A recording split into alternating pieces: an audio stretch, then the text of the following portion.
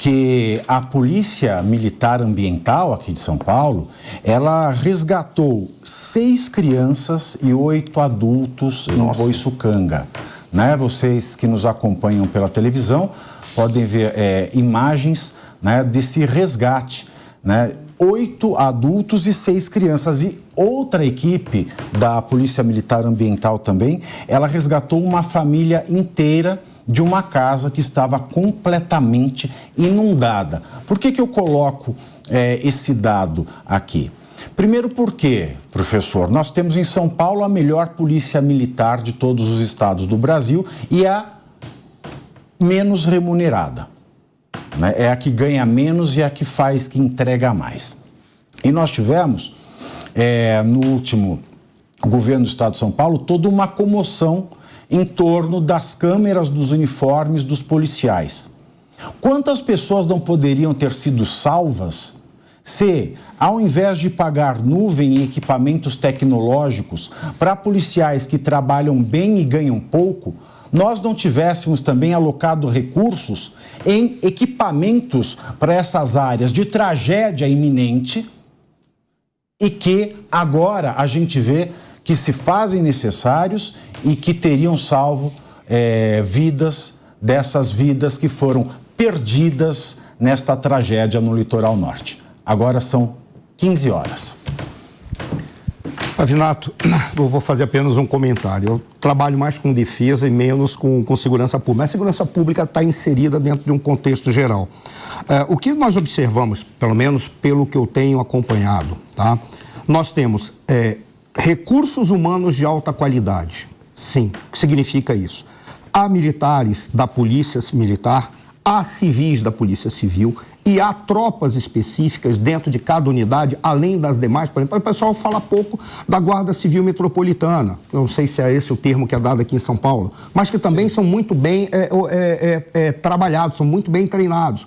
O problema todo é que você não tem o equipamento suficiente, você não dá recursos suficientes para que esses treinamentos sejam feitos e você não tem um planejamento estratégico de articulação de todos os segmentos, tropas e todas as unidades. Por qual razão? Porque existe um confronto entre essas unidades. Não é um confronto deles brigarem entre si. Existe uma concorrência por recursos. Por quê? Porque cada um trata do seu devido espaço.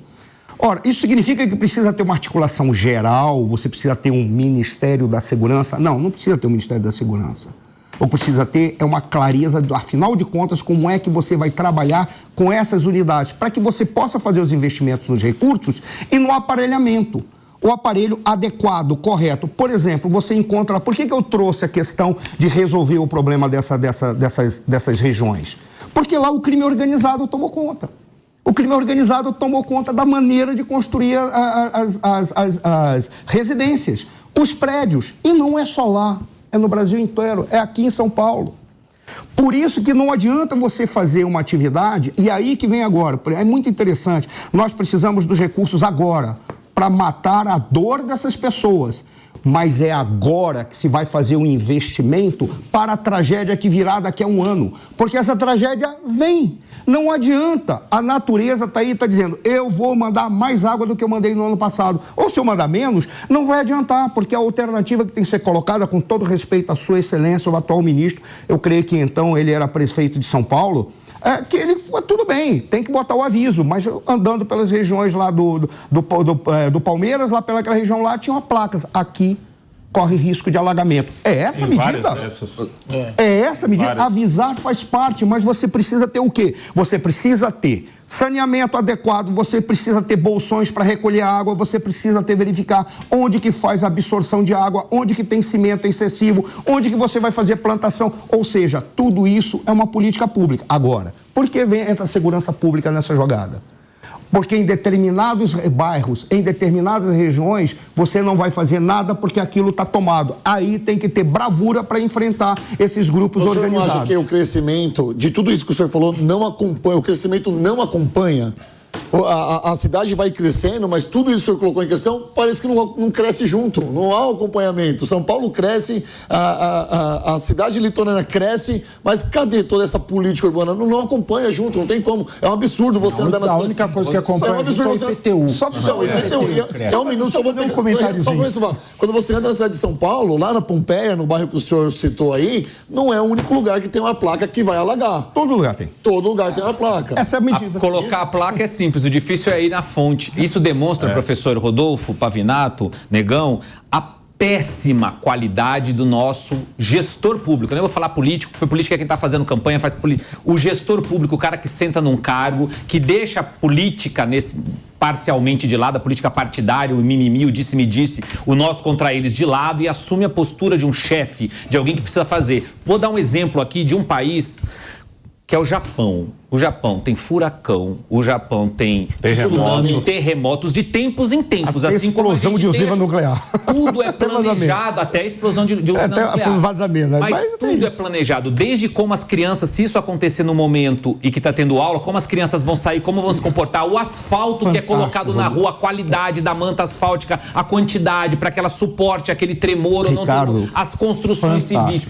Tudo é planejado pensando no que pode acontecer. Chama planejamento. Você quer que ver? Aqui não tem. Posso dizer, olha que coisa fantástica você trouxe. Você quer ver uma coisa? A gente está vendo agora, nos bairros nobres da cidade, está tendo uma explosão de construção de prédio. Fabuloso. Só tem um detalhe. Os prédios estão substituindo, sabe o quê? Uma série de casas onde tem comércio, tem restaurantes, tem bares, tem tudo. Estão subindo os prédios. Por onde que vão aquelas pessoas? Uma política só resolveria tudo. Sabe qual é? Os prédios sobem e deixam o espaço embaixo para o comércio. Porque, inclusive, ele já tem o mercado consumidor, que é o próprio prédio. E não vai tirar a qualidade e o luxo do prédio, não. Isso é planejamento, é uma coisa simples, mas é um contraponto nisso que o senhor está falando. Porque eu falei aqui na minha primeira fala sobre a periferia de São Paulo, que não cresce pro lado, sempre vai crescendo pra cima. O cara na periferia tem uma casinha aqui, ele sobe uma laje, vem morar a sogra, aí de repente vem ele vai, tem casa na periferia com 4 andares. E a garagem virou comércio. E a garagem virou comércio. E a garagem virou comércio. Não se preocupam com isso. Eu citei dos bairros nobres só para dizer o seguinte, mas isso acontece em todo lugar. Porque eles estão preocupados o seguinte, vamos fazer uma política XYZ, estimula, porque gera emprego, está gerando emprego porque está bombando gente construindo, está gerando um certo emprego. Perfeito, mas eles não resolvem o problema, porque não tem um planejamento que resolver. Quando vai para os bairros mais distantes, eles estão um pouco se lixando. Quer dizer por que eles estão um pouco se lixando? Porque quase 70% dos empregos estão concentrados no centro expandido. Mas olha, eu acho que dessa vez a gente vai poder ver uma luz no fim do túnel. Por quê? Porque como a gente já foi dada essa notícia até ontem aqui, o governador passou o gabinete dele para São Sebastião e ele disse que só sai de lá com tudo resolvido. Aplaudido. Eu espero que além do tudo resolvido, ainda que depois que limpar, ele tem que ver por onde veio a sujeira. Porque é isso. Hoje ele está ali atolado na sujeira. Depois que limpar a sujeira, depois que construir tudo de eleitoral, novo... Exato. Se alguém falar que isso é demagogia, se produzir resultado dessa demagogia, parabéns duplamente. Para ele. Então ele tem que chegar e depois ver e falar assim, ó, gente... Para que não aconteça de novo, ou que não aconteça nessa proporção, porque a gente está falando também de um lugar que é morrão também, então provavelmente vai rolar de novo. A gente não, como o próprio Rodolfo falou, a alternativa da galera é ir para o mar? Não. Então o pessoal vai acabar indo para o morro. Você tem que fazer alguma coisa ali. No mínimo, diminuir, para não ser uma tragédia tão grande Agora, quanto essa. Aqui em São Paulo, por conta da maré, não é possível você ter palafitas, que nem você tem em outros estados. No Amazonas, Manaus. Né? Exatamente. Você tem muita palafita, né? Que as pessoas elas vão crescendo em sentido do mar. Sim. Mas tem uma cultura a insalubridade própria, lá é diferente, uma cultura tem uma cultura já, própria, por exemplo. É outra cultura lá. A fita vive. Acho que o maior desafio do Tarcísio, talvez, vai ser arrumar moradia decente para essas pessoas, para não continuarem avançando pro morro. Porque, cara, vai dar uma chuva e o morro, você sabe, desde terra é cada vez mais perigoso. Acontece isso. Eu fiz uma pesquisa aqui, antes a gente estava falando com o Ricardo, inclusive, que no Rio de Janeiro, a área serrana do Rio de Janeiro começou a ser habitada em 1910. E a gente começou a ver tragédia de 10 anos para cá. Por quê? Porque começou a migrar pessoas. Antigamente era um tipo de pessoas com determinado comportamento que ia para a área serrana do Rio de Janeiro. Hoje já tem casas populares lá na área serrana. Você entende? Vai invadindo, que também é morro lá. E tudo isso que você está falando, o Rio de Janeiro é 70%. 70% do estado do Rio não tem estado. Exato. Nessa daí. Esse é um problema. Tudo isso que a gente está falando aqui gira em torno do planejamento. Por isso que em outros programas, inclusive, a gente falou muito sobre planejamento. A própria ministra do Planejamento, que gosta de fazer um pouco de politicagem. Planejamento é tudo, gente. Tudo isso que a gente está falando. A cidade de São Paulo hoje tem mais de 60% das casas, dos prédios residenciais irregulares. E a gente não está vendo a prefeitura fazer ação nesse sentido, por exemplo. Então não é uma coisa simples. Quando acontece um problema lá na frente, é aí que a gente vem, olha o que houve, por que não teve. E realmente, principalmente nas periferias, a coisa cresce para cima, muitas vezes de forma desorganizada. Vai fazendo um puxadinho, vai chegando mais um, faz parte do jogo. Mas o poder público só está não cresce para o subsolo, porque o subsolo é da União, certo, professor Marcelo? E é mais difícil, mais caro de fazer. Porque nem sei se é... Nos bairros hoje a gente está tendo esse problema também do pessoal começar a invadir os morros.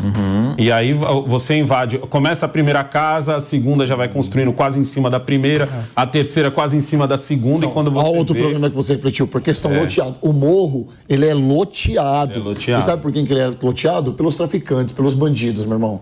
Não tem alguém da prefeitura que vai lá fazer um loteamento. Você quer essa terra aqui, você me dá tanto. E acabou. Aí não tem energia elétrica. Puxa um gato lá e faz energia elétrica. Não tem esgoto. E daí que é esgoto? Vai desovar hoje o esgoto. O mais louco pra mim... Você vê que um abismo vai levando a outro. O mais louco pra mim é que é o seguinte, quando isso acontece e o pessoal invade uma certa área, começa a construir de alvenaria essa área, daqui a pouco a Eletropaulo vai lá, coloca a luz. Hoje é ANEL, né? Mas nem mais Eletropaulo. São Paulo. Hoje é ANEL. Daqui a pouco você vai e todas as casas têm água.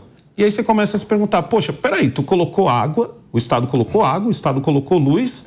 Então quer dizer que eu estou regular. E a área é irregular. Então por que já não regularizou isso? Porque a municipalidade dorme no ponto, não acontece nada, o Ministério Público manda você colocar os serviços essenciais.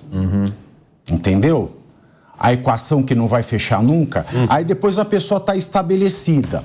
O Ministério Público está lá com a questão do direito à moradia, que está na Constituição, e você não consegue tirar. E a municipalidade não faz nada para regularizar, porque às vezes não dá para regularizar. É impossível. Como é que você vai regularizar uma casa que serve de arrimo para uma encosta que pode desabar num temporal desse? Como é que você faz? Não faz. Não faz. Então é um ciclo perverso. Porque é o poder público que condena e que coloca em risco a vida dessas pessoas. A dignidade dessas pessoas nem se fala, porque quem mora numa casa que é arrimo de encosta, passível de deslizamento, já não tem dignidade. Você dorme com a faca no pescoço todo santo dia. Mas a municipalidade não faz nada.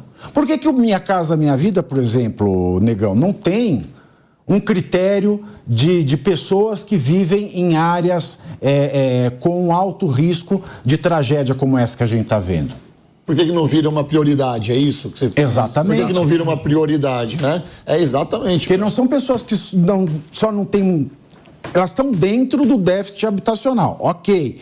Mas, além disso, elas estão dentro desse déficit e estão com a vida em risco.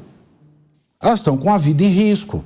Hoje o que você vê muito, é muito comum também, é como a gente está falando aqui, a casa é construída no morro. Aí tem aquela parte do morro que ainda já está pelada, que a gente fala assim, pô, na próxima chuva, entendeu? Aí a pessoa normalmente tenta fazer aquela gambiarra de colocar uma lona. Aí coloca uma lona, provavelmente não vai dar certo, é onde a prefeitura vem e faz aquele paliativo, que é de trazer um caminhão de concreto, bota uma manta, o caminhão de concreto e concreto em volta. Dá certo, desde que ninguém na parte de cima do morro faça um buraco. Exato, por algum tempo. Porque se fizer um buraco, pronto. Um preguinho já foi. E a gente não precisa ir longe. Eu tô na Avenida do Estado.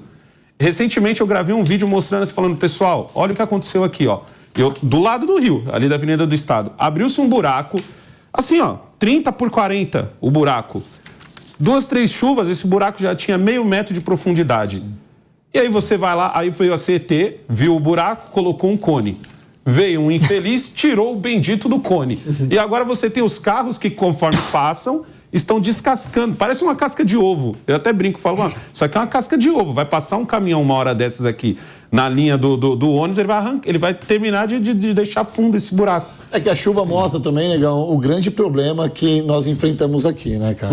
Nós enfrentamos um problema urbano aqui na cidade de São Paulo que é gigantesco. Como eu disse na frase anterior, São Paulo cresceu e parece que o desenvolvimento não acompanhou. Então faz essas coisas paliativas, vai lá e faz um bolsão para enchente, aí vai lá e cava um buraco para não sei mais o quê, vai lá e coloca. Cara, o problema é muito mais embaixo. E é interessante que esse momento nós estamos discutindo o novo plano diretor da cidade de São Paulo.